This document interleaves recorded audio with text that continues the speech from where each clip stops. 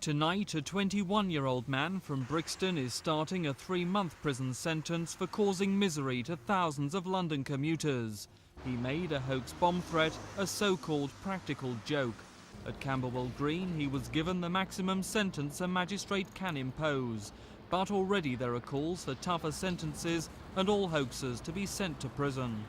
I thought it was absolutely disgraceful that anyone should act in such an irresponsible way.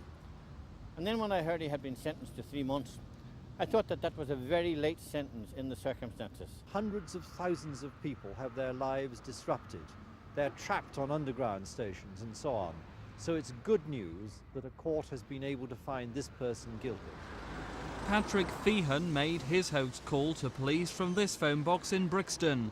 It led to an alert at Lewisham Station, causing major disruption.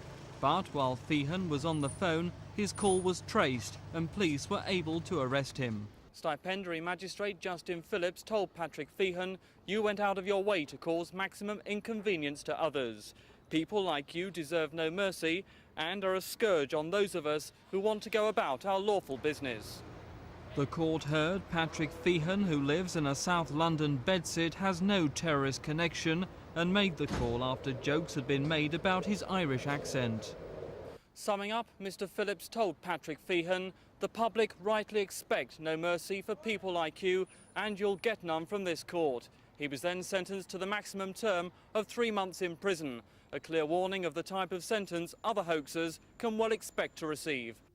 Since Monday's explosion at Victoria, there have been more than 200 bomb alerts, a quarter caused by hoaxers. On the tubes of 37 alerts on Tuesday, 11 were false. On Wednesday, of 12 alerts, 3 were deliberate hoaxers. But one leading psychologist says a 3-month prison sentence is no deterrent.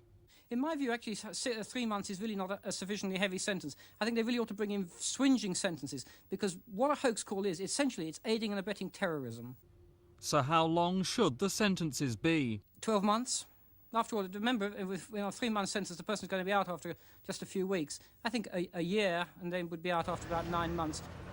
But tonight, passengers and London's transport operators are thankful at least one person is behind bars for causing some of the disruption we've all had to suffer.